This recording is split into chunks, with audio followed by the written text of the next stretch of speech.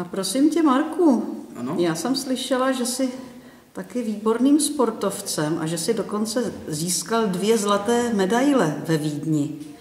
Můžeš nám o tom něco říct? No, já jsem dělal atletiku. Dneska už to teda tak nevypadá asi, určitě. A jsem rád, že sedím, že to není tak vidět. No, já jsem viděla, že hodně jíš, no.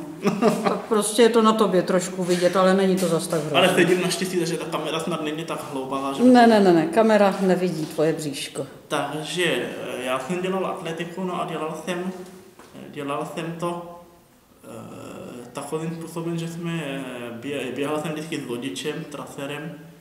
No a když potom toho atletiky bylo hodně a chtěl jsem taky něco jiného, tak jsem začal plavat.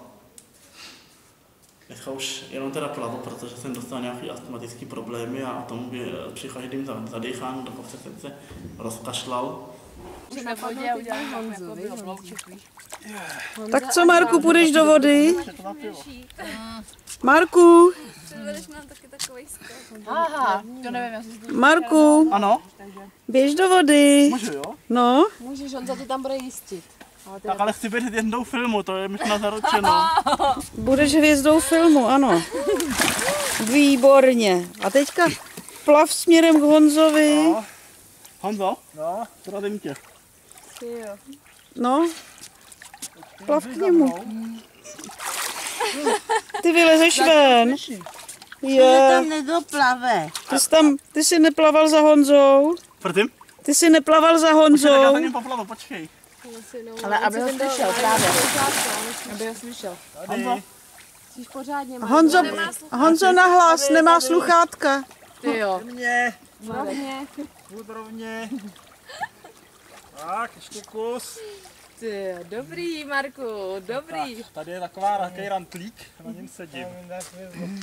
Tak, takový oslizlej trochu. Tak, jsem si tu žáby s námi. Já vás obdivuji, že jste vůbec sem vlez. Taková jsem na vaši zbavil horší výsledek. Vůbec nemůžu dejchat. No a když jsem plaval, tak jsem měl možnost jet na mistrovství republiky do Prahy.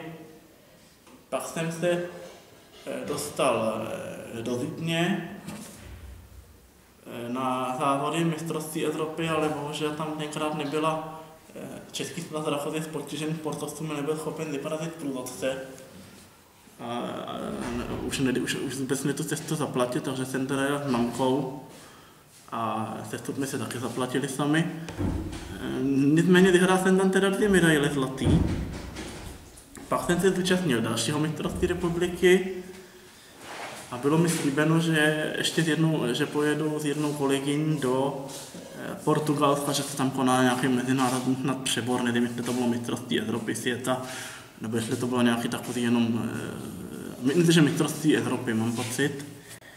Tak jsem se na to celý rok připravoval a když jsem teda měl naplaváno a všechno, tak mi zase zavolali mi dvakrát, že nejprve nemají průvodce se mnou pro mě, že jim zkrátka vybouchnu neboli vypadl. A druhá věc, pak mi zavolali po druhý, že nemají ani na letenku, takže vlastně mě závory neposílají, hleda, že bych si teda letenku zaplatil. No tak to jsem teda... To do Portugalska by nebylo levný. To by nebylo levný, tak jsem to odmítl, nejel jsem do Portugalska, protože to by opravdu nešlo hodně. Takže se závody nekonaly. Prosím? Závody se nekonaly. Závody se nekonaly, aspoň teda za naší účasti z Čech, jo. Byli tam Rakušáci, Němci, ale... Pomocňák. Já ne. To už taky máte zjet. Šnek tady plave. No, já nejdřív, Marku, ještě než to zapomenu. Já bych se tě chtěla zeptat, já jsem slyšela, že studuješ 2 vysoké školy najednou. Je to vůbec možný? Tak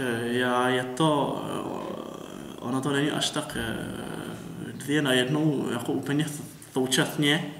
Já jsem se dostal na právnickou fakultu, jenomže jsem měl individuální studijní plán. A to spočítalo v tom, že jsem tam jezdil jenom na zkoušky a... Do Prahy, jo? Na pražskou fakultu ses dostal. Do Plzně ne. A ty jsi z Budějovic. Ano. No ta plzeňská, to už by si měl dávno hotovou, ne? No tam už bych byl doktor. No. Možná advokát. A já jsem se tam teda dostal, ale bohužel mojím postižením není v Praze možný být před týden. Protože prostě to je ubytování o tom, jestli by se našel někdo, kdo by mi jako mohl pomáhat, aby na toho člověka taky bylo spolehnutí a aby jako protože samozřejmě fakultu máme někde umístěnou centrum města Spaříž kolem Rudolfína, takže tam jako bydlení žádný není. No a tak jsem teda jezdil jen na zkoušky a pak jsem se dostal do takové situace, že jsem zjistil, že mi vlastně nevyhovuje, že být jenom doma, učit se to celý den z domova jenom a nějakých teda dostupných materiálů, ale vůbec jsem se nedostal do školy nikam. A to jsem zjistil, že to jsem půl roku po biskupském po absolvování maturity zjistil, že mi chybí. Tak jsem se přihlásil na teologickou fakultu do Budějic, a abych teda měl nějaký ten kontakt, protože opravdu zimně to bylo pro mě hodně depresivní, být jenom doma. No a tady to je teda, tam je to na té teologické, jde o bakalářský program. No a potom, až bych to dostudoval, tak byste na tu právnickou chtěl zhrnout, abych to mohl dokončit. Tak když se mi to podaří, budu rád. No. A na té teologické fakultě studuješ jaký obor? Sociálně charitativní práce. Mhm.